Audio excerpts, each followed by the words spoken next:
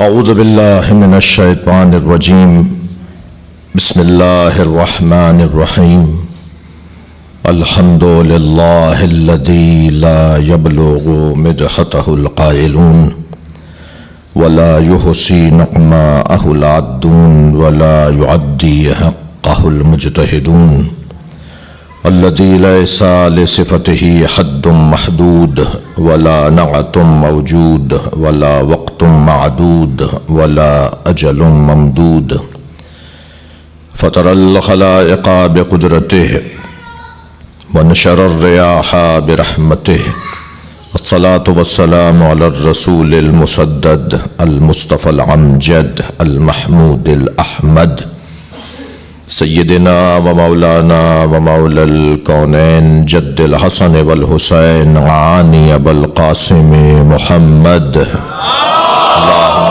صل علی محمد وآلہ الطیبین الطاہرین المعصومین الذین قال اللہ انما یرید اللہ لیذہب عنکم الرجس اہل البیت ویطہرکم تطہیرا اللہم صل علی محمد وعلی محمد وعلی محمد ولعنت اللہ علی اعدائہم اجمعین من یوم عداوتہم الى قیام یوم الدین اما بعد قال الحکیم فی قرآن الکریم بسم اللہ الرحمن الرحیم ان اول بیت وضع للناس للذی ببکۃ مبارکا وہدی للعالمین فیہ آیات بینات مقام ابراہیم ومن دخلہ کان آمنا وللہ علی الناس حج البیت من استطاع الیہ سبیلا ومن کفر فإن اللہ غنی عن العالمین صلوات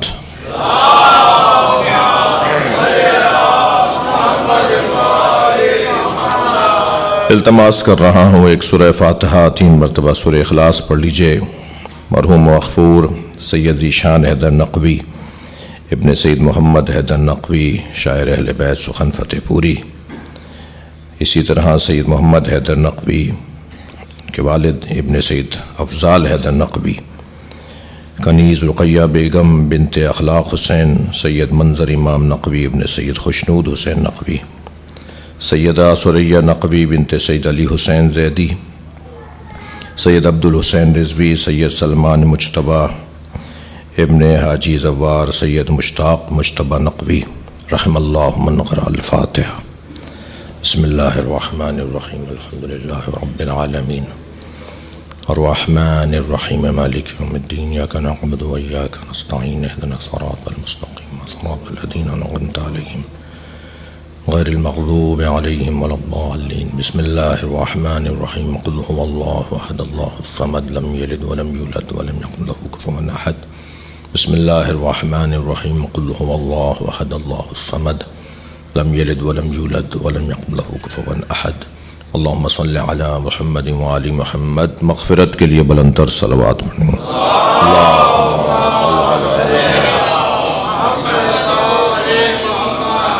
اس سے بلند صلوات ہدیہ کریں گے۔ اللہم صل علی محمد وعلی محمد۔ آپ لوگ بھی تھوڑا آگے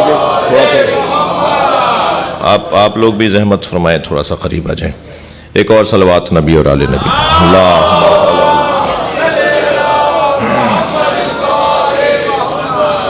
سورہ مبارکہ آل عمران کی 2 آیتیں میں نے پڑھی ہیں، ایک 96 نمبر پر موجود اور ایک 97 نمبر پر، پے در پے مسلسل 2 آیتیں، اور ان دونوں آیات کے پڑھنے کا مقصد اور ہدف مولود کعبہ مولا علی علیہ السلام اللہم صل علی محمد وعلی اور کعبے کے ساتھ مولا کا تعلق، آیت بلکہ آیات کا ترجمہ ذرا محسوس فرمائیں اور پھر مختصر سی تفسیر۔ ان اول بیت وضع للناس للذی ببکۃ مبارکا وہدی للعالمین فیہ آیات بینات مقام ابراہیم، یہ 96 نمبر کی آیت۔ اس کے بعد وَلِلَّهِ عَلَى النَّاسِ حِجُّ الْبَيْتِ مَنِ اسْتَطَاعَ إِلَيْهِ سَبِيلًا ومن کفر فإن اللہ غنی عن العالمین. یہ 97 نمبر کی آیت. ارشاد ہو رہا ہے 96 نمبر کی آیت میں ان اول بیت وضع للناس، بے تحقیق پہلا گھر جو لوگوں کے لیے بنایا گیا، مسلمانوں کے لیے نہیں، جو انسانیت کے لیے بنایا گیا. وہ اور بات ہے کہ ماننے والوں کو مسلمان کہتے ہیں. صلوات پڑھ لیں ذرا محمد و آل محمد. ان اول بیت وضع للناس للذی ببکۃ، وہ پہلا گھر، بے تحقیق پہلا گھر جو لوگوں کے لیے بنایا گیا، للذی ببکہ، وہ بکہ میں یعنی مکہ میں ہے. بکہ مکہ، مکے کا دوسرا نام، مکے کا دوسرا تلفظ بکہ ہے. صلوات پڑھنے ذرا محمد و اللہم صل علی محمد و علی محمد.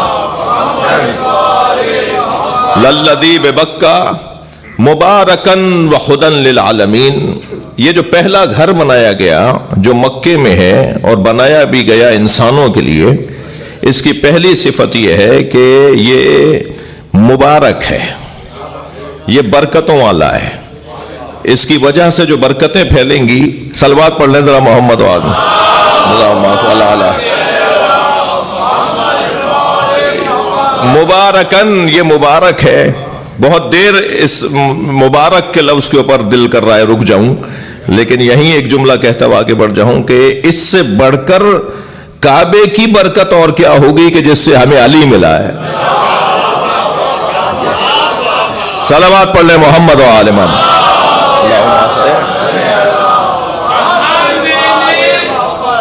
کہا میں نے خدایا وہ تو تیرا خاص بندہ تھا، تو اپنے گھر کو ابراہیم کا روزہ بنا دیتا. جواب آیا علی کی آرزو کعبے کو تھی بننا. جواب آیا علی کی آرزو کعبے کو تھی بننا. ولادت جس جگہ ہوتی وہی کعبہ بنا. واہ واہ.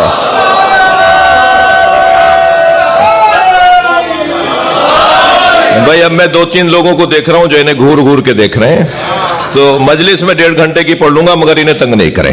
ایک صلوات اور پڑھیں محمد وآل اللہم صل علی. اور میں انہیں ساتھ بھی لے کر نہیں آیا ہوں. یہ اور بات ہے کہ یہ خیر پور کے ہیں. ایک صلوات اور پڑھ لیں نبی کریم اللہم صل علی محمد وآل محمد. توجہ ہے، تھوڑی سی بات آگے بڑھے. عباس بھائی تھوڑا سا رحم بھی رہے میرے اوپر، تھوڑا سا بات آگے بڑھے تو پھر تو آپ باپ ہیں. تو ایک اور صلوات اللہم صل علی محمد وآل محمد. بھائی ذیشان حیدر نقوی بہت ایک شاعر خاندان، ایک ادبی خاندان، ایک علمی خاندان اور ایک مضبوط خاندان. اس مجلس میں بھی میرے چند بھائی ایسے تشریف فرمائے ہیں جو اپنی جگہ جو ہے وہ ہزاروں کے برابر ہیں. تو میں یہی تصور کر کے کہ کمیت میں یعنی تعداد میں تو بہت زیادہ لوگ نہیں ہیں مگر کیفیت میں ہزاروں لاکھوں پہ غالب ہیں، تو میں کیفیت کو مد نظر رکھتے ہوئے مجلس پڑھ رہا ہوں. اللہم صل علی محمد وآل محمد. ان اول بیت وضع للناس للذی ببکۃ مبارکا وہدی للعالمین. یہ جو پہلا گھر مکے میں ہے اس کی پہلی صفت یہ ہے کہ یہ مبارک ہے. مبارکن وہدن، دوسری صفت یہ ہے کہ یہ ہادی ہے. یعنی ایسا ہو سکتا ہے کہ کوئی خاموش جگہ ہو اور وہ مبارک ہو. جی یہ امام بارگاہ خاموش ہے یا نہیں؟ مگر کوئی بتائے اس سے زیادہ کوئی بولتا ہے؟ یہ در و دیوار ضرور ہے مگر اس سے زیادہ بولنے والا کوئی نہیں ہے. اور میں یہ لفظ ادب کے میں اگر یہ جائز ہو تو میں لفظ بول دوں کہ یہی تو وہ خاموش جگہ ہے جو بہت سے لوگوں کے بولنے کو بند کرتا ہے. جی ایسا ہو سکتا ہے. جی ایسا ہو سکتا ہے کہ کوئی خاموش جگہ ہو اور وہ ہدن ہو یعنی ہادی ہو، اور صرف ہادی نہیں بلکہ ہدن للعالمین، یعنی خانہ کعبہ وہ جگہ ہے کہ جو عالمین کے لیے ہادی ہے. یہ وہ گھر ہے کہ جو دنیا میں رہنے والوں کے لیے بھی فائدہ مند ہے، مرنے کے بعد تو پتہ ہی چلے گا انہیں کہ جو کعبے سے جڑے ہوئے ہوں گے. تو یہاں والوں کے لیے بھی ہادی اور وہاں والوں کے لیے بھی ہادی. ایک یہ زاویہ نگاہ، اور دوسرا زاویہ نگاہ یہ ہے کہ یہ گھر وہ ہے، وہ ہادی ہے، ایسا ہادی ہے جو یہاں والوں کو عبادت سکھاتا ہے اور وہاں والوں کو مرکز بتاتا ہے. یعنی وہاں والے بھی اگر اترتے ہیں زمین پر تو جس جگہ اترتے ہیں اس جگہ کو کعبہ کہتے ہیں، کیونکہ کعبے کی بالکل سیدھ میں جا کر عرش الہی ہے. آپ جہاز میں نماز کہاں پڑھیں گے؟ جہاز میں حکم یہ ہے کہ اس سمت میں نماز پڑھو جس سمت کی فضا میں کعبہ ہے، یا کعبے کی سمت میں جو فضا ہے وہی کعبہ ہے. تو ہمیں نظر آنے والا کعبہ تو مکے میں نظر آ رہا ہے، لیکن جو فضاؤں میں اور خلاؤں میں کعبے کا وجود ہے وہ وہی فضا ہے جو ہمیں نظر نہیں آ رہی. لہٰذا یہ وہ گھر ہے جو وہاں والوں کو بھی یہاں سے جوڑتا ہے اور یہاں والوں کو بھی وہاں سے جوڑتا ہے. حتیٰ روایت کے اندر ہے کہ جیسے کعبے کے 4 کونے ہیں ایسے ہی عرش الہی کے بھی 4 کونے ہیں. صلوات پڑھ لیں محمد و آل محمد. جی ہدن للعالمین فیہ آیات بینات، اس میں اللہ کی کھلی ہوئی نشانیاں ہیں. مکے میں کعبے میں فیہ آیات بینات، اس میں اللہ کی کھلی ہوئی نشانیاں ہیں. مقام ابراہیم یہ کہہ کر اللہ نے آیات بینات کہہ کر بہت ساری نشانیاں بتا دی، مگر ہمیں سمجھانے کے لیے اس نے ایک نشانی کا نام بھی لے دیا. اب کچھ تو تمہیں بھی کرنا پڑے گا، یعنی اللہ کو یہ کہے گا کچھ تم بھی تو غور کرو. میں آیات بینات کہہ کر مقام ابراہیم کہہ دیتا ہوں، میں ایک نشانی میں بتا دیتا ہوں، باقی غور کرنا تمہارا کام ہے. تم مقام ابراہیم پر غور کر رہے ہو، اس میں آیات بینات ہے، مسکراتی بھی دیوار بھی ہے، غور تو کرو. اس میں اور بھی میری نشانیاں ہیں. اس میں ایک ایسی دیوار بھی ہے جس دیوار سے میری کنیز خاص اندر گئی تھی. فیہ آیات بینات مقام ابراہیم، ایک ان میں سے مقام ابراہیم ہے. ومن کفر، اور جس نے اس سے کفر کیا. اب اس فَإِنَّ ومن کفر سے مراد کس سے؟ کعبے سے، یا اولا بیت ہونے سے، یا اس کے مبارک ہونے سے، یا اس کے ہادی ہونے سے، یا اس کے اندر آیات بینات ہونے سے، یا اس کے اندر مقام ابراہیم ہونے سے، یا اس کے اندر خانہ کعبہ کی دیوار کے ہل جانے سے. یہ جتنی بھی اس کے اندر نشانیاں، جو بھی اس سے کافر ہوا. اس لیے کہ یہ لفظ جو آیا ہے نا آیت کے اندر ومن کفرا، یہ جو لفظ آیا ہے یہ ساری باتوں کے بعد آیا ہے. اگر یہ آیا ہوتا فوراً ان اول بیت، سب سے پہلا گھر جو مکے میں بنایا ومن کفرا، جو اس گھر سے کافر ہوا، وہ اس کے لیے پھر اللہ کی طرف سے کیا اعلان ہے؟ فإن اللہ غنی عن العالمین. تو جان لو کہ جو ان ساری باتوں سے کافر ہوا، وہ جان لے ومن کفر فإن اللہ غنی عن العالمین. وہ جان لے کہ تم کون ہو، تم کیا ہو، اللہ تو عالمین سے غنی ہے. تمہارے نہ ماننے سے کیا فرق پڑتا ہے؟ تم اگر نہیں مانو گے، اللہ کی ان نشانیوں کو نہیں مانو گے تو کیا فرق پڑے گا؟ اللہ تو عالمین سے غنی ہے. یہ آیت پہلی آیت 96 نمبر کی آیت. 97 نمبر پر اللہ ارشاد فرماتا ہے اسی آیت کے تسلسل میں وَلِلَّهِ عَلَى النَّاسِ حِجُّ الْبَيْتِ مَنِ اسْتَطَاعَ إِلَيْهِ سَبِيلًا. اور اللہ کا حق ہے لوگوں کے اوپر، اللہ کا حق ہے لوگوں کے اوپر کہ وہ اللہ کے گھر کا ارادہ کریں. حج یعنی ارادہ، حج بیت اللہ یعنی بیت اللہ کا ارادہ. اللہ کا حق ہے لوگوں کی گردنوں پر کہ وہ اللہ کے گھر کا ارادہ کریں. وَلِلَّهِ عَلَى النَّاسِ حِجُّ الْبَيْتِ، مگر کون، کن لوگوں پر اللہ کا حق ہے؟ من استطاع الیہ سبیلا، جن کے پاس جانے کا رستہ، ماحول، اس کے ضروریات، اس کے تقاضے جن کے پاس مکمل ہوں، جن کے پاس استطاعت موجود ہو، استطاعت مالی ہو، استطاعت بدنی ہو، استطاعت سفری ہو. صلوات پڑھ لیں محمد و آل محمد.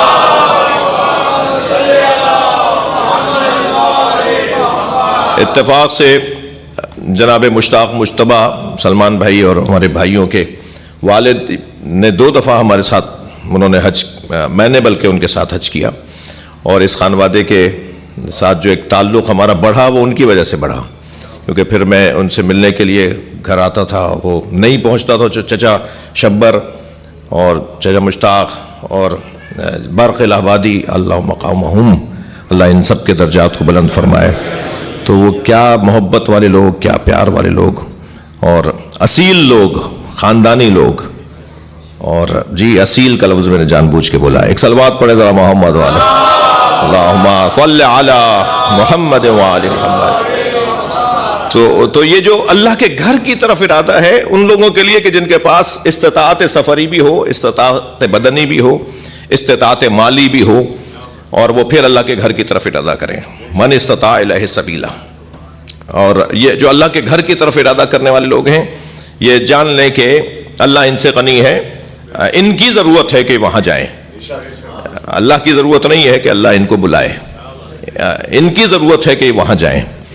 یہ جو قرآن کی دونوں آیات ہیں، میں نے اس لیے ان دونوں آیات کا انتخاب کیا، اگرچہ آج بی بی کے روزے پر، یعنی عراقیوں میں، لبنانیوں میں اور ایرانیوں میں جو بی بی زینب کی شہادت کی تاریخ ہے وہ 15 رجب ہے۔ آج بی بی کے اپنے روزے کے اوپر عزاداری ہے بی بی کے۔ ہمارے ہاں بر صغیر میں یہ تاریخ رائج نہیں ہے، لیکن آہستہ آہستہ ہم کئی تاریخیں مناتے ہیں شہادتوں کی، ہم کئی تاریخیں مناتے ہیں ولادتوں کی، خود جناب زہرا کی 2 شہادتوں کی تاریخ ہم مناتے ہیں، تو اس میں کوئی مشکل نہیں ہے، کوئی کیا پریشانی ہے اس میں۔ اور بھی کوئی تاریخ سامنے تحقیق میں آ جائے گی تو ہم اس دن بھی بی بی کا ذکر کریں گے، تو یہ تو کوئی پریشانی کی بات ہی نہیں ہے۔ مگر اتنا ہے کہ اس مکتب کا، جس مکتب کے میں اور آپ طالب علم ہیں، اس مکتب کا خاصہ یہ ہے کہ نہ ہمارا ہنسنا اپنا ہے، نہ ہمارا رونا اپنا ہے، نہ ہماری خوشی اپنی ہے، نہ غم ہمارا اپنا ہے۔ ہم 13 رجب کو جشن منائیں گے، 15 رجب کو ماتم کریں گے، یہی حسن ہے اس مکتب کا۔ صلوات پڑھ لیں محمد و آل محمد۔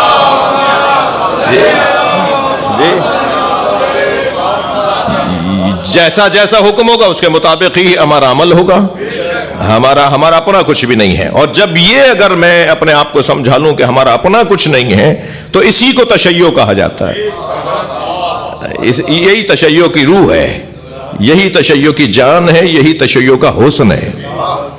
تو یہ جو قرآن میں خانہ کعبہ سے متعلق آیات دونوں، اس کے علاوہ بھی قرآن میں خانہ کعبہ سے متعلق آیات ہیں، مگر یہ بڑی روشن آیات ہیں، بہت روشن۔ حج بیت اللہ سے متعلق بھی یہ آیات ہیں، مگر میں نے ان آیات کا انتخاب اس لیے کیا کہ سرکار دو جہاں نے ارشاد فرمایا مثل علی کمثل الکعبہ، علی کی مثال خانہ کعبہ جیسی ہے۔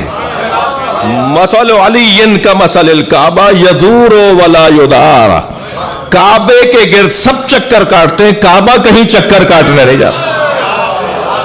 اب نبی مکرم بیان فرما رہے ہیں کہ کعبے کے ساتھ علی کی نسبت یا مشابہت کیوں ہے۔ پہلا عنوان تو سرکار نے فرمایا کہ یدور ولا یدار، کعبے کے گرد سب طواف کرتے ہیں، یدور دور لگاتے ہیں، دوڑ نہیں دور، یہ دور چکر لگاتے ہیں، کعبے کے گرد سب چکر لگاتے ہیں، ولا یدار، مگر کعبہ کسی کے گرد چکر نہیں لگاتا۔ اور کعبے جیسی مثال ہے علی کی، اور علی کی مثال ہے کعبے جیسی۔ تو علی کے دروازے پہ سب کو آنا ہوگا، علی کا کہیں جانا بنتا ہی نہیں ہے۔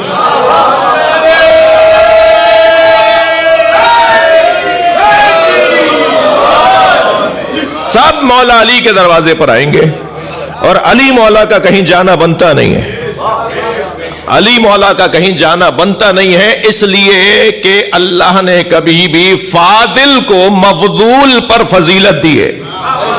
اللہ نے ہمیشہ فاضل کو مفضول پر فضیلت دی ہے، کبھی مفضول کو فاضل پر فضیلت نہیں دی ہے۔ کبھی بھی ایسا نہیں ہوگا کہ کوئی مفضول ہو اور وہ فاضل پر فضیلت پا جائے۔ ہمیشہ قاعدہ قانون یہ ہے، بھائی یہ تو عقلی مسئلہ ہے نا، ہر جگہ ایک ہی آواز ہے نا کہ میرٹ پہ تقرریاں ہونی چاہیے، میرٹ پہ پارٹی ٹکٹس ملنے چاہیے، میرٹ پہ تبادلے ہونے چاہیے، میرٹ پہ داخلے ہونے چاہیے۔ ہم بھی تو 1400 سال سے مجلس اسی لیے کر رہے ہیں کہ نبی کے بعد میرٹ پہ ماننا چاہیے۔ ان مجلسوں کا مقصد ہی ہے نا کہ جو قابل ہے اہل ہے اسے مان لو،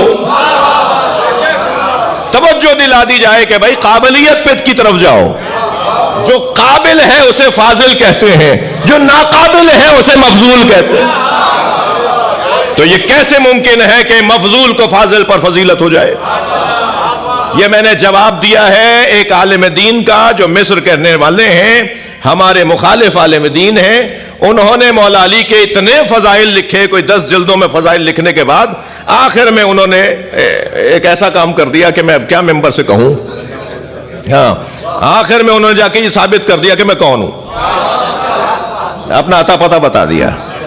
بڑی بڑی دیگ پکائیں آپ، بڑی محنت سے بڑی مشقت سے، خوب اس میں گھوٹے لگیں، خوب اس کے اندر جو ہے وہ ذائقے بنائے جائیں، اور اس کے بعد اس میں کوئی چوہا گر جائے، مجھے معاف کیجئے گا بھائی، تو وہ ساری دیگ پھکے گی یا نہیں؟ جی یہ ایک مثال ان بچوں جوانوں کے لیے ہی کافی رہے گی کہ آپ بڑے بڑے کارنامے بتانے کے بعد جب یہ بتا دیتے ہو کہ بی بی ناراض تھی تو بات ہی ختم ہو گئی، پھر تو کچھ رہا ہی نہیں بھائی۔ اب آپ نے اتنا کچھ لکھنے کے بعد آخر میں لکھ دیا کہ ان تمام فضائل کے باوجود حمد ہے اس اللہ کے لیے، الحمدللہ الذی شرف المفضول علی الفاضل۔ آخر میں وہی لکھ رہے ہیں حمد ہے اس اللہ کے لیے جس نے مفضولوں کو علی جیسے فاضل پر فضیلت دے دی۔ بھائی یہ کیا کر رہے ہو؟ صلوات پڑھیں محمد و آلہ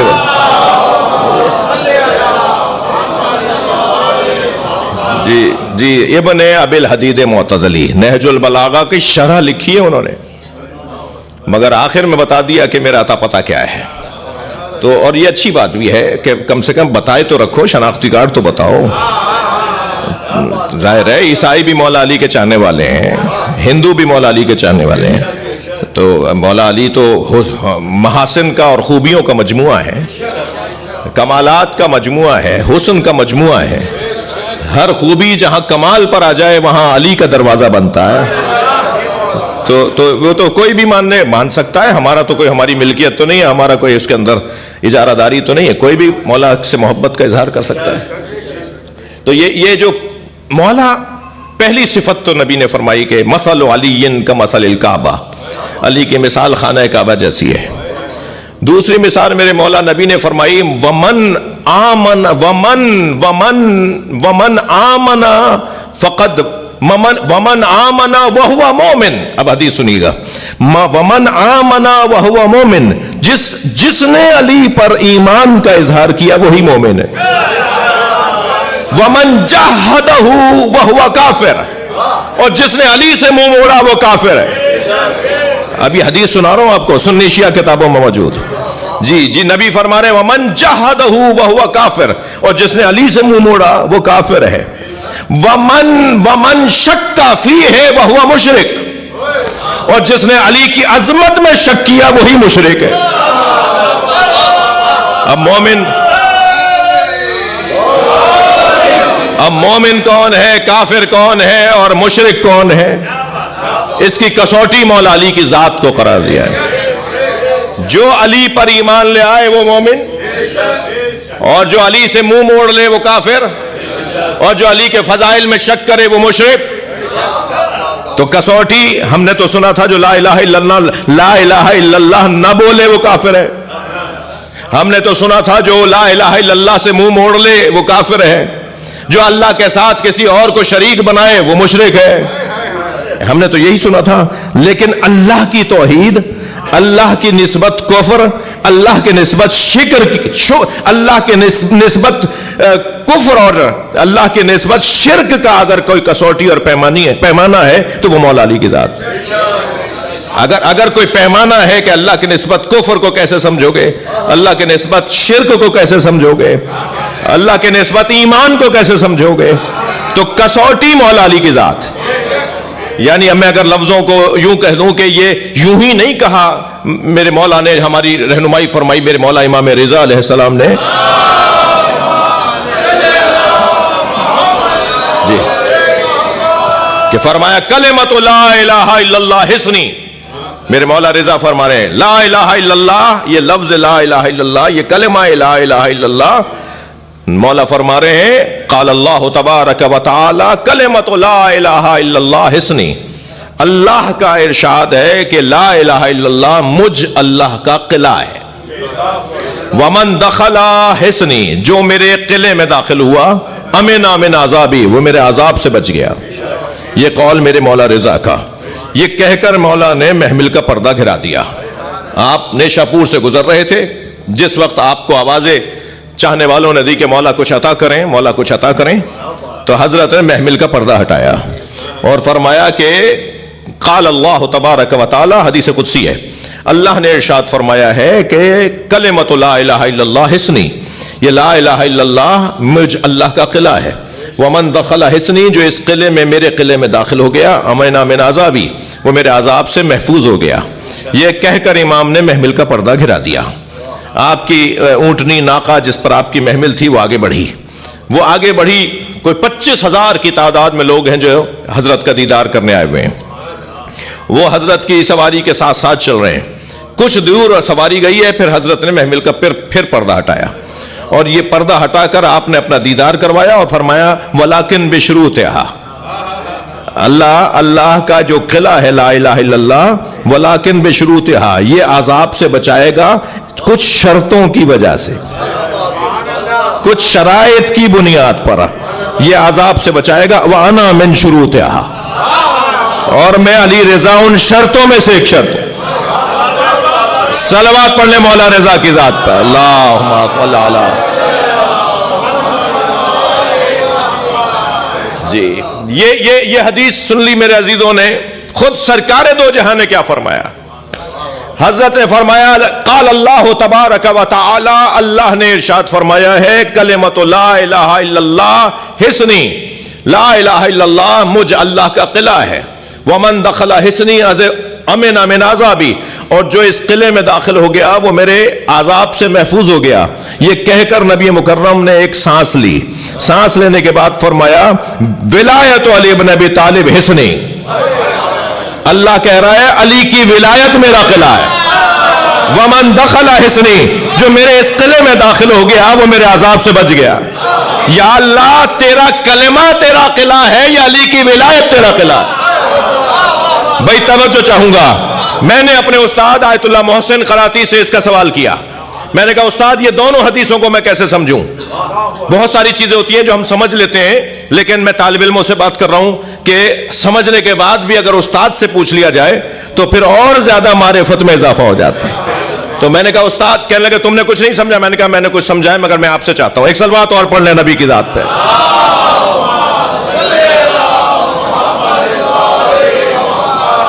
اب تشریف لے کے آئے، میں پھر سناؤں گا یہ قول۔ ایک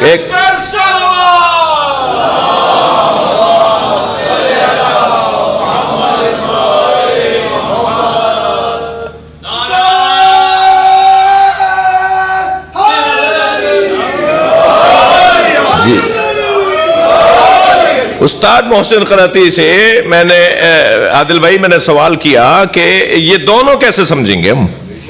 لا الہ الا اللہ اللہ کا قلعہ ہے یا ولایت علی اللہ کا قلعہ ہے؟ حدیث دونوں قدسی ہیں، فرمان دونوں اللہ کے ہیں کہ لا الہ الا اللہ میرا قلعہ ہے، یہ بھی اللہ کہہ رہا ہے، علی کی ولایت میرا قلعہ ہے، یہ بھی اللہ کہہ رہا ہے، تو یہ دونوں کو کیسے جوڑیں گے؟ انہوں نے فرمایا کہ اگر بچوں کو کم سنوں کو سمجھانا ہو تو یہ مثال دے دینا، مجھے معاف کیجئے گا میں وہی مثال دے رہا ہوں۔ کہنے لگے کہ کبھی کبھی کسی کو دوا دیتے وقت دیکھا جاتا ہے کہ وہ مریض وہ دوا قبول بھی کر پائے گا، اگر وہ قبول نہیں کر پا رہا تو پھر اس کا بدل دیا جاتا ہے۔ بھائی یہ انجیکشن سے ڈر رہا ہے، اسے سیرپ دے دو۔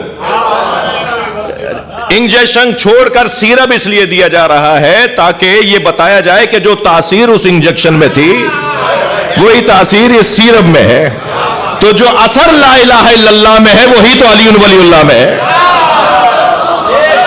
سبحان اللہ۔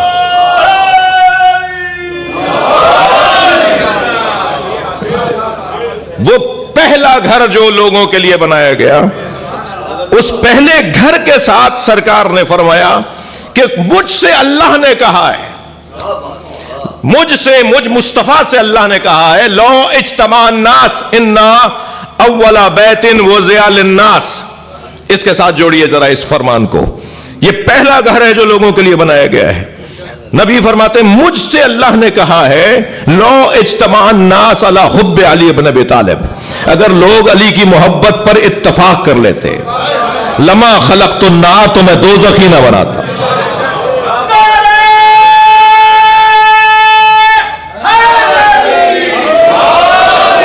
میں جہنم ہی نہ بناتا اگر علی پہ سب متفق ہو جاتے.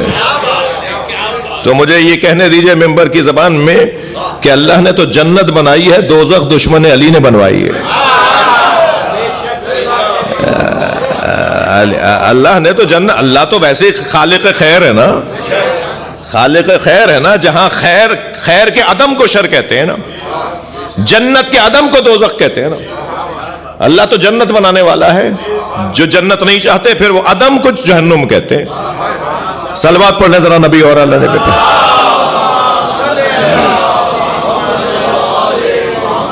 بڑی عنایت، آپ کی توجہات کا ممنون ہوں. عباس بھائی میں نے آپ کو کچھ کہا نہیں ہے، آپ خفا بیٹھے ہوئے ہیں، میں نے کچھ نہیں کہا آپ کو. ایک اور صلوات پہ زیادہ بھی اچھا لگا. اللہم صلی علی محمد وآل محمد. تو نسلوں کا حیدر سے تقابل نہ کرو، ہم نسلوں کا حیدر سے تقابل نہ کرو. کوئی بھی بشر ان کے سوا معصوم نہیں. یا رب تیرے حیدر کے فضائل کی حدود، یا رب تیرے حیدر کے فضائل کی حدود خود تیرے فرشتوں کو بھی معلوم. واہ واہ. اللہم صلی علی محمد وآل محمد. اول بیت وضع للناس. جی جو لوگوں کے لیے ہدایت کا ذریعہ قرار دیا گیا. فرماتے ہیں ومن کفر فإن اللہ غنی عن العالمین. جو اس سے کافر ہے، اس کا کافر ہے، وہ جان لے کہ اس کی اللہ کو کوئی پرواہ نہیں. اس لب و لہجے کی آیت غدیر میں بھی ہے. ہاں جب سرکار نے فرمایا الیوم اکملت لکم دینکم واتممت علیکم نعمتی، آج کہہ دو اے میرے حبیب ان سے کہ آج میں نے اپنے دین کو کامل کر دیا، اپنی نعمتوں کو مکمل کر دیا. جی ان اللہ لا يحب الکافرین. اسی آیت کے اختتام پر اللہ کافروں سے کوئی پیار نہیں کرتا. کیا تعلق ہے غدیر کے میدان میں کافروں کے؟ یہاں تو سارے مسلمان تھے، حج کرنے آئے ہوئے تھے، پاک صاف ہو کر آئے ہیں، اپنے سارے گناہوں کو دھلوا کر آئے ہیں.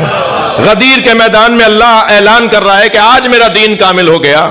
جب سرکار نے اعلان کر دیا من کنت مولا فہذا علی مولا، تو آیت آئی کہ آج میرا دین کامل ہو گیا، میں نے اپنی نعمتوں کو تمام کر دیا. پھر یہ کہہ کے اللہ کہہ رہا ہے کہ اللہ تو کافروں سے محبت ہی نہیں کرتا. تو یہاں تو کافروں کا میدان ہی نہیں ہے. یہی کچھ انداز خانہ کعبہ کی چھت پہ کھڑے ہو کر جب حضرت عباس نے خطبہ دیا تھا. بھئی تھوڑی گردن ہلاؤ اگر سننا چاہ رہے ہیں. خانہ کعبہ کی چھت پہ کھڑے ہو کر جب مولا حسین نے فرمایا تھا نا کہ عباس نے بتاؤ کہ ہم مکہ چھوڑ کے کیوں جا رہے ہیں، تو مولا عباس نے فرمایا مولا کہاں جا کے خطبہ دوں؟ فرمایا کعبے کی چھت پہ جا کے دوں. کعبے کی چھت پر حضرت عباس ایسے لگ رہے تھے جیسے امام بارگاہوں میں علم نظر آتا ہے. کعبے کی چھت پہ کھڑے ہو کے حضرت عباس نے خطبہ دیا، اور اس خطبے میں 32 جملے ہیں مولا عباس کے. اسی بنیاد پر ائمہ اہل بیت نے، اولیاء الہی نے حضرت عباس کو خطیب کعبہ کہا ہے. مولا عباس کے لقبوں میں ایک لقب ہے خطیب کعبہ، جو کعبے کو ممبر بنا کر خطبہ دے. بھئی تھوڑی گردن ہلاؤ نا، بات تو سنا. جو کعبے کو ممبر بنا کر خطبہ دے. مولا عباس خانہ کعبہ کی چھت پہ کھڑو کے فرما رہے الحمدللہ الذی شرف ھذا. اچھا، امام حسین نے فرمایا کعبے کی چھت پہ چلے جاؤ. سامنے خود حضرت کرسی پہ تشریف فرما تھے. حضرت کا خیمہ کعبے کے مطاف کے باہر لگا ہوا تھا، یعنی جہاں جو مقام ابراہیم ہے اس سے آگے خیمے لگ جاتے تھے. مقام ابراہیم اور کعبے کے درمیان طواف ہوتا تھا. اس کے بعد شخصیات کے اور مہمانوں کے اور مسافروں کے خیمے لگے ہوئے ہوتے تھے. جس دور کی میں بات یہ روایت سنا رہا ہوں آپ کو، آج کا ماحول نہیں، یہ ماحول 1400 سال پرانا. تو مولا اپنے خیمے میں اپنی کرسی پہ تشریف فرمائے ہیں اور مولا عباس خانہ کعبہ کی چھت پہ کھڑے ہو کے خطبہ دے رہے ہیں. اور خطبے میں آپ نے جو شروع کیا ہے خطبہ، اس کا آغاز جو ہے وہ حمد الہی سے کیا ہے، اور لہجہ وہی ہے جو بابا علی کا ہے. یعنی حضرت عباس کا یہ خطبہ اور مولا علی کے نہج البلاغہ کے خطبات کو ایک جگہ رکھ دیجئے، مولا علی کے خطبات نہج البلاغہ کو ایک جگہ رکھ دیجئے، اور پھر اس کے بعد دیکھیے لگ ہی نہیں رہا، پتہ ہی نہیں چل رہا یہ علی بول رہے ہیں یا عباس. وہی اسلوب ہے، وہی انداز بیان ہے، وہی الفاظ کی گرفت ہے، وہی پیغامات اور مفاہیم کی وسعت ہے. حضرت عباس فرما رہے ہیں الحمدللہ الذی شرف ھذا، اشارہ کر رہے ہیں کعبے کی چھت پہ کھڑے ہو کے کعبے کی طرف. حمد ہے اس اللہ کے لیے جس نے اسے شرف عطا کیا ہے بے قدوم ابی، ان کے بابا کے قدموں کی وجہ سے. مولا آپ کے بھی تو بابا علی ہیں جی. خاندانی لوگوں میں ایک جملہ ہدیہ کر رہا ہوں، بزرگوں سے جنہوں نے تربیت لی ہے ان لوگوں میں جملہ ہدیہ کر رہا ہوں.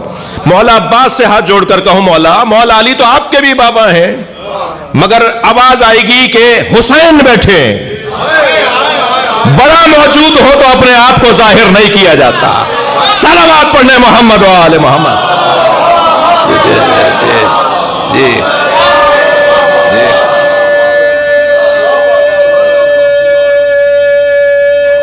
ماشاء اللہ،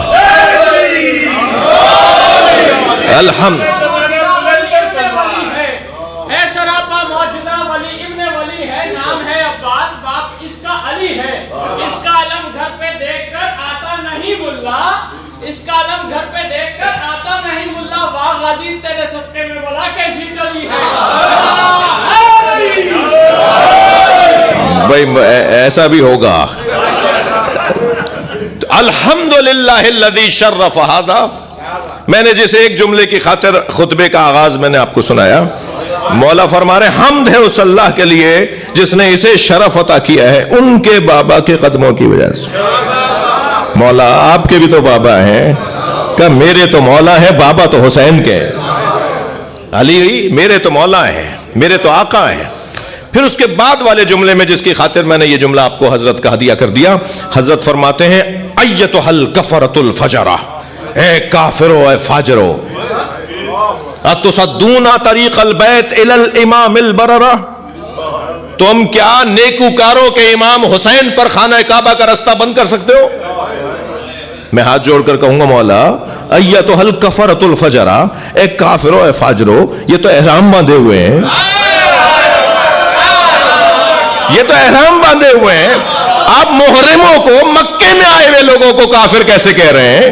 عجب نہیں مولا عباس کی آواز آئے جو حسین کو مارنے آیا ہے وہ مسلمان کا.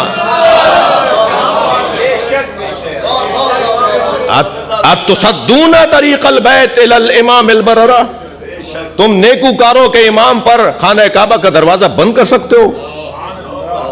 من ہوا احق بہ. اب مجھے اجازت دیں کہ پورا خطبہ نہ سناؤں، لیکن ایک کیفیت ہے، ایک صلوات اور پڑھیں نبی.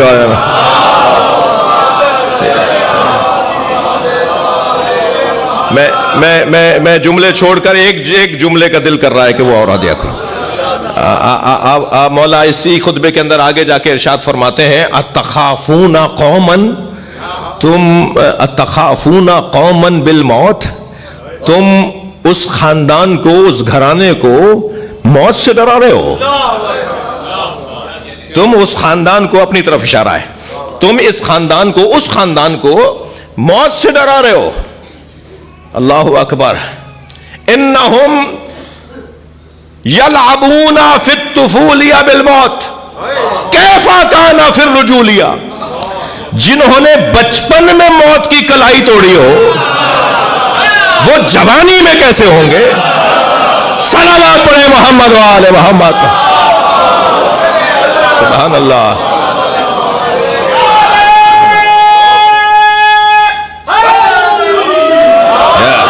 तुम हमें डराओगे मौत से?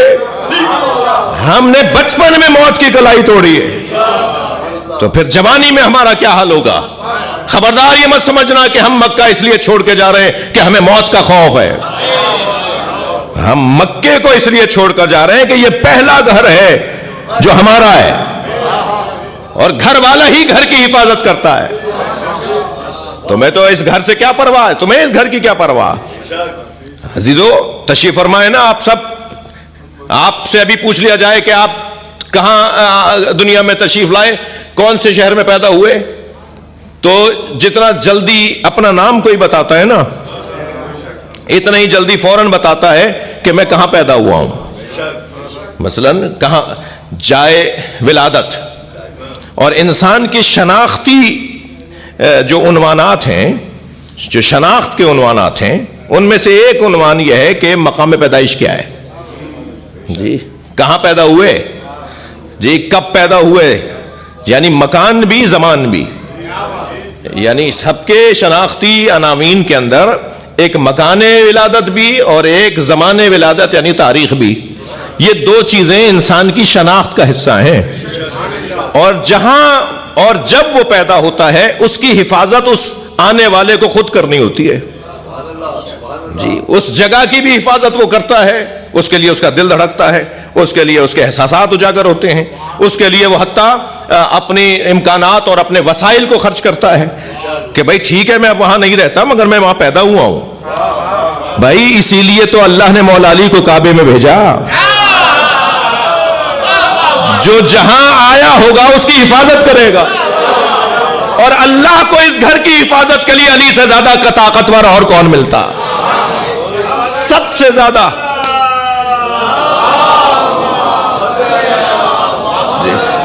सबसे ज्यादा ताकतवर वजूद जो काबे का मुहाफिज करार पाया, वो वही है जो काबे में दुनिया में आएगा।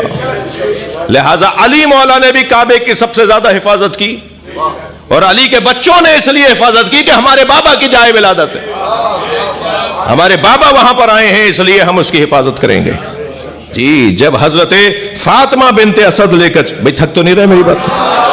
अल्लाहुम्मा सल्ली अला, 5-10 मिनट और फजाइल पढ़ूं? सब बिस्मिल्लाह नहीं बोल रहे, क्या करूं? अल्लाहुम्मा सल्ली अला मुहम्मद। बीबी फरमाती हैं, बीबी मौला हजरत अबू तालिब ने बीबी फातिमा बिनते असद से कहा, हजरत फरमाया, पहले तो मेरे बच्चों जवानों, ये एक जुमला और हदिया करना का दिल कर रहा है कि मौला अली वो वाहिद साहिब अजमत हस्तियों में से हैं कि जो ननियालन और दधियालन, यानी ननियाली एतबार से और दधियाली एतबार से हाशिमी हैं। हजरत फातिमा यानी मौला की वालदा बेटी हैं हजरत असद की, और हजरत अबू तालिब बेटे हैं अब्दुल मुत्तलिब के, और हजरत अब्दुल मुत्तलिब और हजरत असद सगे भाई हैं। ये दोनों बेटे हैं हजरत हाशिम के, यानी हजरत हाशिम की पोती हजरत फातिमा बिनते असद और हजरत हाशिम के पोते हजरत अबू तालिब। तवज्जो है बात की? ये और फिर जब दुनिया में तशरीफ ला रहे हैं तो अली आ रहे हैं।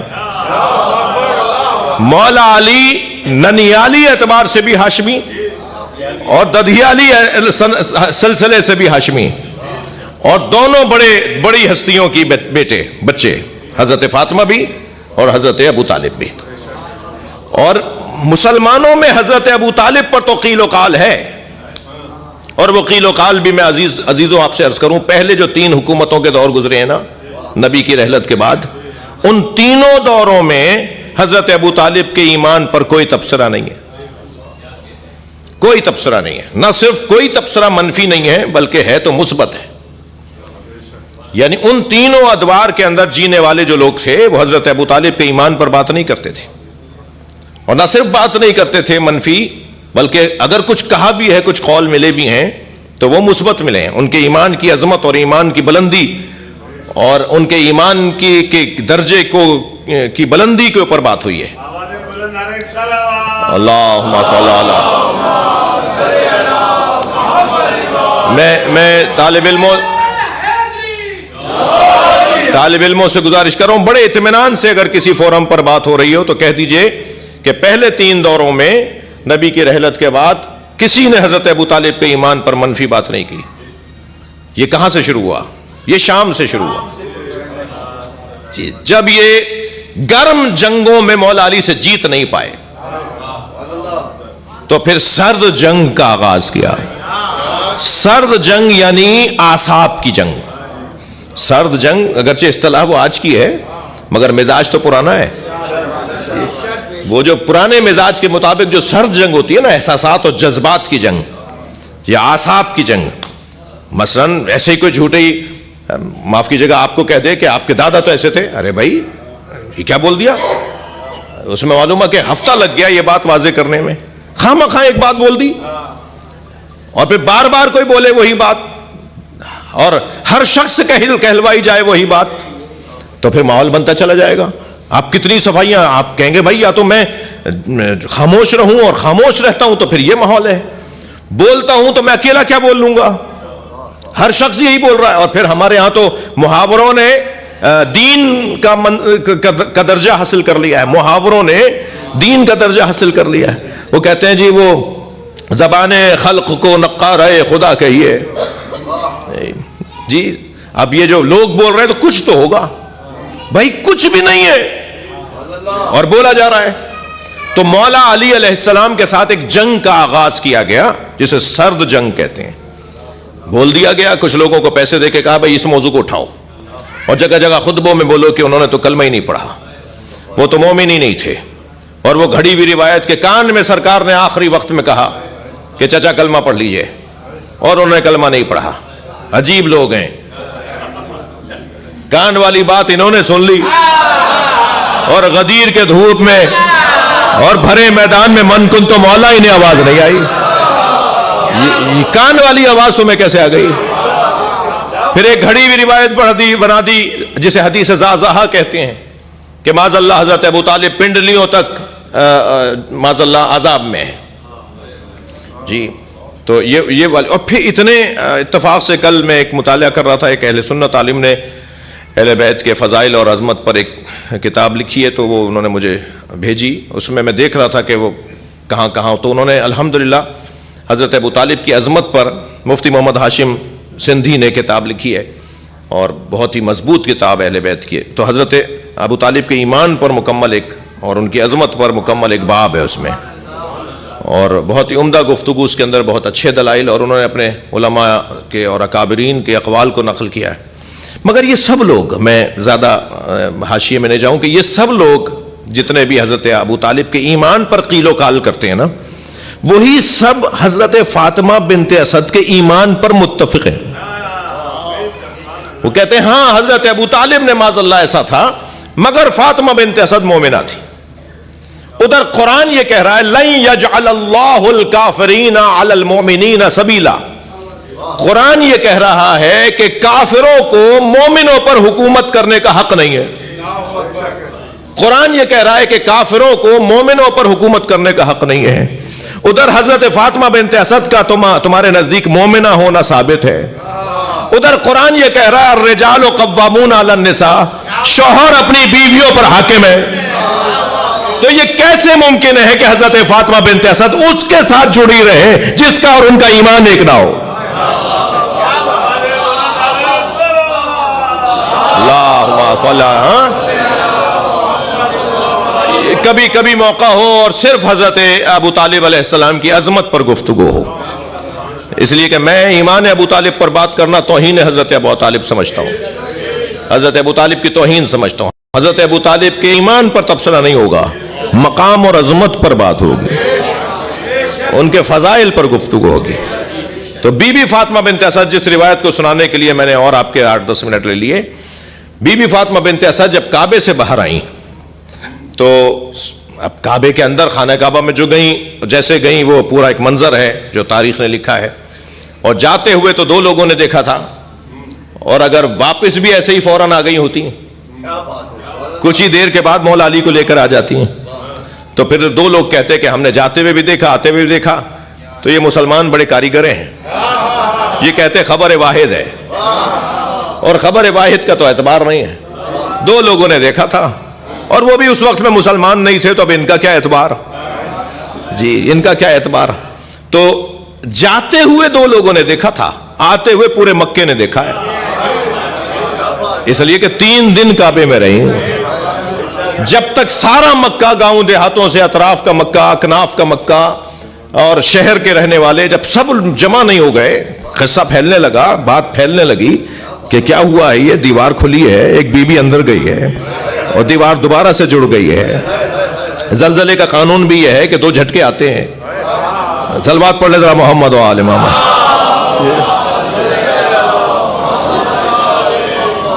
جی تو جب سارا مکہ جمع ہو گیا اور پھر بی بی کو لے کر آئے ہیں, تو پھر سارے مکے نے دیکھا کہ بچے کو گود میں لے کے آئی ہیں.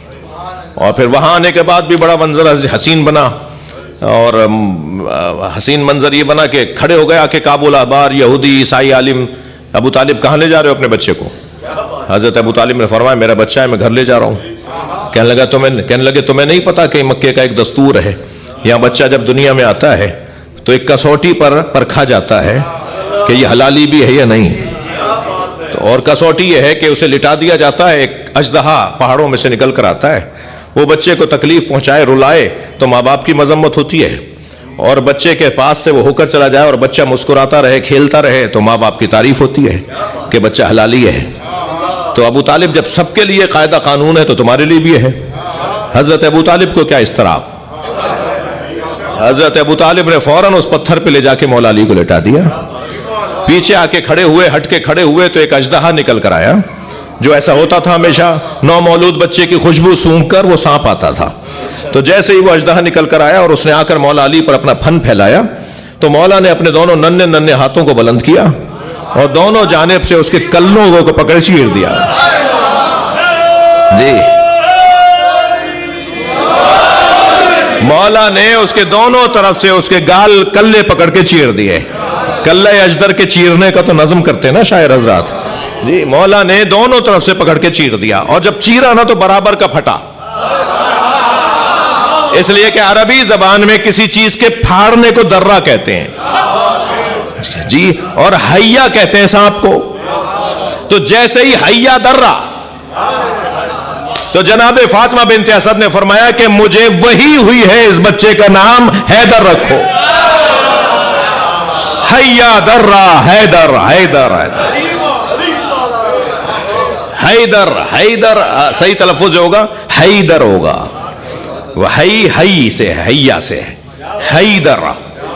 عرب جب بولتا ہے نا وہ حیدر نہیں بولتا ہماری طرح, وہ کہتا ہے حیدر. صلوات پڑھے ذرا محمد و آل محمد. جی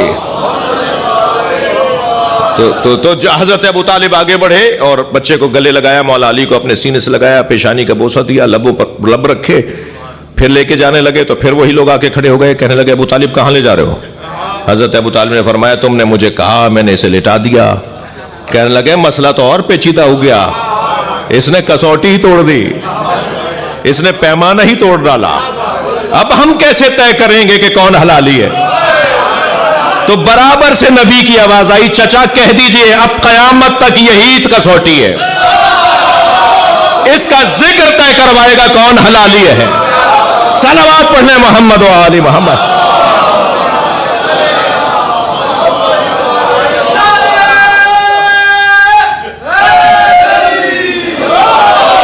بھائی تسلی رکھیے, ابھی مجھے گھنٹہ بھی نہیں ہوا ہے, تھوڑا سا مجھے اور پڑھنے دیں گے.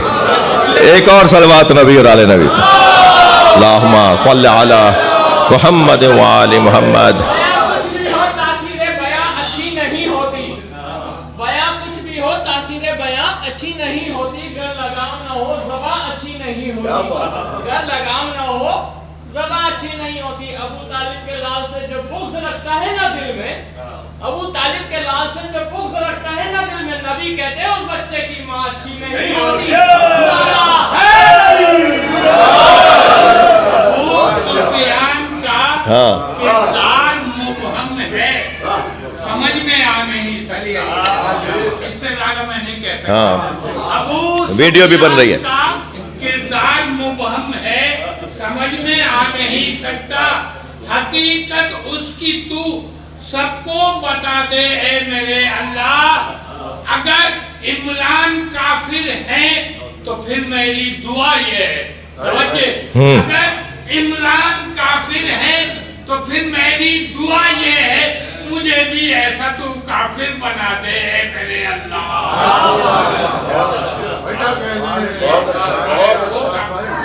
हाँ हाँ, वो तशरीह की जरूरत नहीं है।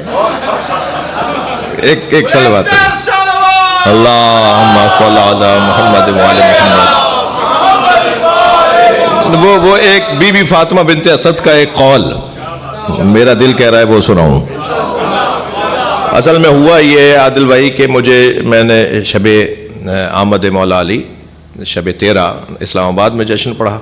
13 को और 14 को मुझे दिन में और एक रात में फैसलाबाद और ज़फ़रवाल में पढ़ना था। मेरी मरहूमा अलिया की वालदा का इंतकाल हो गया। अच्छा, वहाँ और पढ़ने वाले भी थे, शौकत भाई भी थे, मोहसिन काज़मी साहब भी थे, तो उन्होंने हमें इजाज़त दी ताकि मैं जनाजे में पहुँच सकूँ। तो ये कौल जब मैं तैयारी कर रहा था इन महाफिल की, तो इस तैयारी में ये कौल मैंने अब तक मेंबर से नहीं बयान किया है, जो अब बयान करने जा रहा हूँ, बीबी फातिमा बिनते असद का कौल।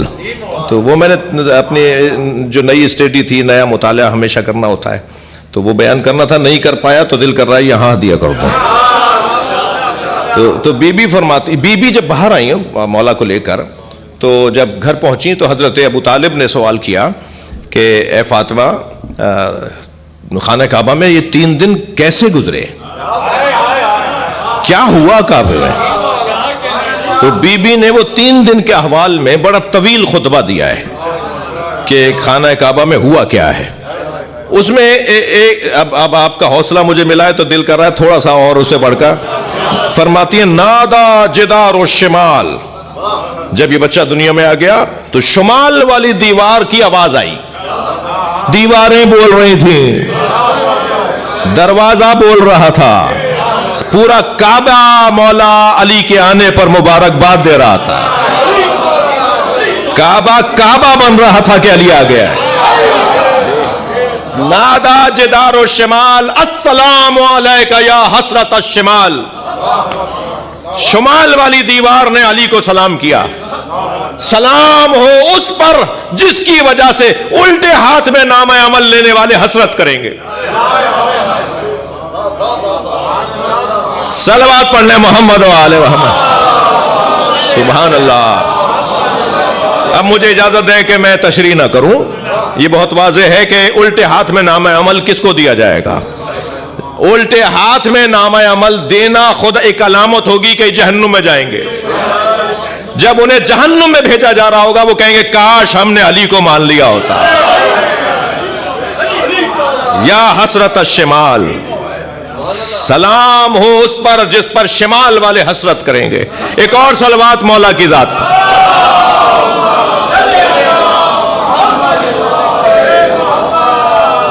जी मुझे इजाजत दें कि मैं ये कॉल जरूर सुनाऊं। भाई इतनी ताखीर से तो मजलिस में आप आते नहीं है। चलें एक सलवात और नबी का।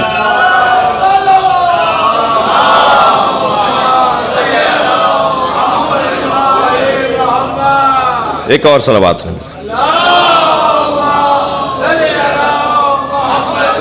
नहीं सब मिलकर सलवात है। अल्लाहुम्मा सल्ली अला। बीबी ने मगरिब वाली दीवार ने क्या कहा, मशरिक वाली दीवार ने क्या सलाम किया, वो सब बताया। उसके बाद फरमाया, आखिर में फरमाया, नादा बाबुल बैत, और बैतुल्लाह के दरवाजे की आवाज आई, अस्सलामु अलैका या बाबल्लाह, सलाम हो अल्लाह के दरवाजे अली पर। खाना काबा का दरवाजा अली मौला को बाबुल्लाह कहकर याद कर रहा है। फिर फरमाती हैं कि हतफ़ हातिफ़ुन या फातिमा, वो जिसकी खातिर मैंने ये और भी आपको कुछ हदिये दे दिए। बीवी फरमाती हतफ़ हातिफ़ुन, एक गैबी आवाज मुझे आई, और आवाज ये आई, या फातिमा सम्मी है अलिया, इसका नाम अली रखो। توجہ توجہ، اس بچے کا نام علی رکھو۔ بی بی فرماتی ہیں یہ جب تک یہ جملہ آیا تو میں نے یہی سمجھا کہ یہ غیبی آواز ہے اور کہنے والا کوئی بھی ہو سکتا ہے، مجھ سے مختلف تصور ہو سکتے ہیں کہ یہ آواز آ رہی ہے، کوئی دیکھ رہا ہے کوئی نظر نہیں آ رہا مگر آواز آ رہی ہے۔ تو بی بی نے لفظ ہاتف بولا، یعنی غیبی آواز۔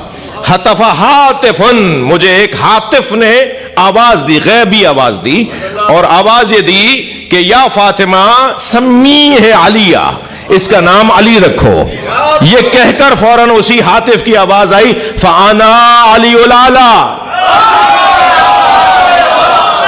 سبحان اللہ، میں علی الاعلی اللہ بات کر رہا ہوں۔ صلوات پڑھنے محمد و آل محمد۔ جی میں علی الاعلی علی بات کر رہا ہوں۔ اور پھر آواز آگے بڑھی، ابھی صرف اتنا نہیں ہے کہ اس کا نام علی رکھو، فرمایا اشتقتو اسمہ اسمی، میں نے اپنے نام سے اس کا نام رکھا ہے۔ اللہ اکبر۔ ہمارے ہاں تو بچے کی جب آمد ہوتی ہے تو گھر کے بڑے کو کہتے ہیں نا آپ نام رکھیں، دادا نام رکھیں گے، نانا نام رکھیں گے، اللہ کرے یہ تہذیب منتقل ہو۔ اب تو دادا دادی کو تو بعد میں پتہ چلتا ہے، بیٹا اور بہو پہلے ہی نام ہاسپٹل میں لکھوا دیتے ہیں۔ بھائی خدا کے واسطے اچھی تہذیب کو چھوڑنا نہیں چاہیے۔ تو ہمارے پرانی تہذیب، بلکہ صحیح تہذیب، پرانی نہیں ہوتی تہذیب، تہذیب ہوتی ہے، بلکہ تہذیب جتنی پرانی ہوتی ہے اتنی اچھی ہوتی ہے۔ مولانا نیا نام ہونا چاہیے، یہ پرانے نہ، بھائی تو نہ ہمارا اللہ نیا ہے، ہم رسول اللہ کو کوئی نیا مان رہے ہیں، ہم تو اس کو رسول مانتے ہیں جو کچھ نہیں تھا اور وہ نبی تھا، اور نہ ہی مولا علی ہمارے کوئی نئے ہیں، یہ تو اس وقت سے ہیں جب کچھ بھی نہیں تھا۔ یہ کیا بات ہوئی؟ آسمانی نام ہے ائمہ اہل بیت کے، آسمانی نام ہے جناب زہرا کے، مگر ہمارے ہاں ایک آواز آتی ہے کہ سب نیا نام ہونا چاہیے، اور نئے نام کے وجہ سے جو ماحول بگڑتا جا رہا ہے۔ خود اماں ابا کو بھی 6 سال کے بعد کوئی پوچھ لے تو خیال آتا ہے کہ اس کا معنی کیا ہے۔ آپ نے اس بچے کیا مطلب ہے اس کا؟ اچھا پر نہیں، وہ رکھ لیا تھا، بس وہ جنتری میں مل گیا تھا، وہ ہم نے ڈالا تھا، سرچ کیا تھا تو وہ اس دن کے پیدا ہونے والے بچوں کا نام کیا رہا؟ ارے بھائی اس دن پیدا ہونے والے بچوں کے نام جو نیٹ پہ ڈال دیے تھے وہ کسی یہودی نے ڈالے ہوں گے، وہ کسی عیسائی نے ڈالے ہوں گے۔ تم نے گوگل پہ سرچ کر لیا کہ صاحب آج مثال کے طور پر یہ تاریخ ہے، اس تاریخ میں پیدا ہونے والے بچے کا نام کیا ہونا چاہیے؟ بس جو نئے نئے نام آئے، ٹونی مونی جونی، مجھے معاف کیجیے گا، چھوٹے چھوٹے سے نام، عجیب و غریب سے نام، اور وہ جو ہے وہ نام رکھ لیے جاتے ہیں۔ نہیں، ہماری تہذیب کچھ اور ہے بھائی، ہماری تہذیب کچھ اور ہے، اور ہمیں اپنی اس تہذیب پر فخر ہے۔ جی ہمارے گھر کا بڑا ہمارے بچوں کے نام رکھتے ہیں نا، جس گھر کا بڑا اللہ ہو اس گھر کے بچوں کے نام اللہ رکھتا ہے۔ جی وَاشْتَقْتُ اسْمُهُ اسْمِي وَخَلَقْتُهُ مِنْ قُدْرَتِي وَعِزِّ جَلَالِي وَقِسْطِ عَدْلِي، میں نے اسے 3 چیزوں سے بنایا ہے۔ اللہ اکبر، توجہ، خلقتہ من 3، حضرت آدم کے لیے اللہ نے کہا تھا نا میں نے اسے مٹی سے بنایا ہے، یعنی شیطان کی آواز جو حضرت پروردگار عالم نے نقل کیا کہ اس نے کہا تو نے اسے تو مٹی سے بنایا ہے، مجھے آگ سے بنایا ہے۔ تو یہ اللہ کو اس نے بتایا، اللہ نے جیسا کیا تھا وہ بتا رہا تھا وہ کہ تو نے اسے مٹی سے بنایا ہے۔ تو حضرت آدم کو تو اللہ نے مٹی سے بنایا ہے، اور مولا علی کو کیسے بنایا ہے؟ بھائی اس سے زیادہ زحمت نہیں دوں گا، آخر تک ساتھ رہیے میرے۔ بی بی فرماتی ہیں کہ مجھے اللہ علی الاعلی کی آواز آئی، وہ ہاتف غیبی کی آواز آئی، اور اس آواز نے مجھے یہ کہا خلقتہ من قدرتی، میں نے اسے اپنی قدرت سے بنایا ہے، وعز جلالی، اور میں نے اسے اپنی عزت و جلالت سے بنایا ہے، وقسط عدلی، اور میں نے اسے اپنی عدالت سے بنایا ہے۔ اللہ اکبر۔ میں نے اسے 3، ابھی اس حدیث کے مطابق 3 چیزوں سے اللہ نے مولا علی کو خلق کیا ہے، قدرت الہیہ سے، عزت و جلالت سے، عدل اور قسط سے، میں نے ان 3 چیزوں سے علی کو بنایا ہے۔ عزیزان گرامی، جو اللہ کی قدرت سے بنا ہو اس پر کسی اور کی قدرت کیسے چلے گی؟ جو اللہ کی عزت و جلالت سے بنا ہو وہ کسی کی بیعت کیسے کرے گا؟ صلوات پڑھنے محمد و آل محمد کا۔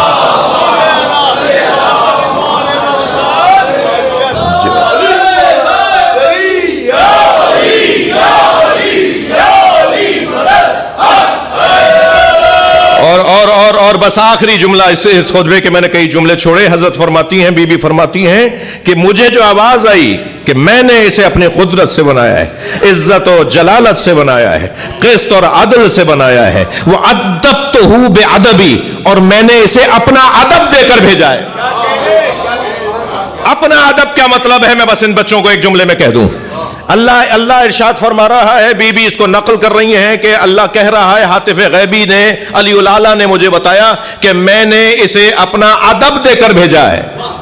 ادب کا لفظ اگر بدل کے کہوں تو رسم و رواج، اطوار، طریقے۔ ادب کا مطلب طور طریقے، میں اسے اپنے طور طریقے دے کر بھیج رہا ہوں۔ جو اللہ کے طور طریقوں کا مروج اور مبلغ ہو اسے علی کہتے ہیں۔ سبحان اللہ،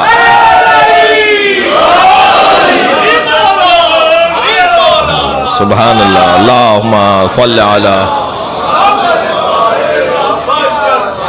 اللہ کے طور اور طریقوں کا جو لے کر آیا ہے وہ مولا علی کی ذات۔ جی عزیزو، بہت ساری زیادہ میں نے وقت لے لیا، مجھے معاف کریں۔ یہ کرم ہے ہمارے اوپر کہ ہم جسے اپنا مولا مانتے ہیں وہی مولا ہے۔ جی یہ میرا اور آپ کا اور ہمارے آباء و اجداد کا، ہمارے بزرگوں کا، اس پاک خون کا اثر ہے،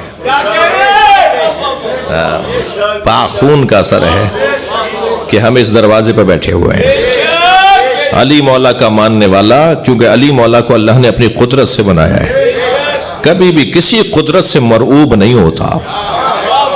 علی مولا کا ماننے والا کبھی بھی کسی طاقت سے مرعوب نہیں ہوتا۔ جس علی کو اللہ نے اپنی عزت و جلالت سے بنایا ہو، علی مولا کے ماننے والے کے سامنے کوئی کسی کی عزت نہیں ہے اگر اس کے پاس علی نہیں ہے۔ اللہ نے مولا علی کو اپنے قسط عدل سے بنایا ہے، تقسیم عدالت سے بنایا ہے۔ قسط اور عدل میں فرق ہے، رہنے دیجئے کسی اور موقع کے لیے۔ اللہ نے اپنے قسط عدل سے بنایا ہے مولا علی کو، تو علی مولا کا ماننے والا ظلم اور زیادتی کا شکار نہیں ہوتا، عدل اور قسط کا ماننے والا اور اللہ کا ادب لے کر آنے والا۔ فرماتے ہیں، یا علی زینک اللہ بالزہد فی الدنیا وحب المساکین۔ یا علی، اللہ نے تمہیں 2 چیزوں سے سجا کر بھیجا ہے۔ مولا نبی فرما رہے ہیں، تم دنیا کے زاہد ہو اور مسکینوں سے پیار کرنے والے ہو۔ اللہ نے تمہارے اندر یہ چیز رکھی ہے کہ تم مسکینوں سے پیار کرنے والے ہو۔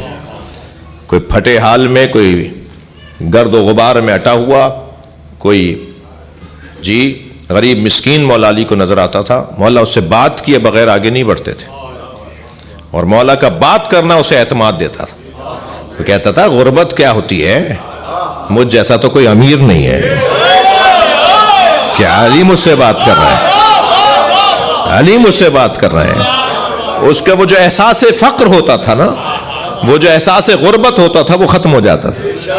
اس لیے کہ آخری ربائی جو ہو جائیں گے، سفارش سے کسی کی اور نہ یہ دولت سے ملتی ہے۔ علی کی نوکری انسان کو عظمت سے ملتی ہے۔ علی و فاطمہ کا در وہ واحد در ہے دنیا میں، توجہ، علی و فاطمہ کا در وہ واحد در ہے دنیا میں جہاں پر بھیک بھی ملتی ہے تو عزت۔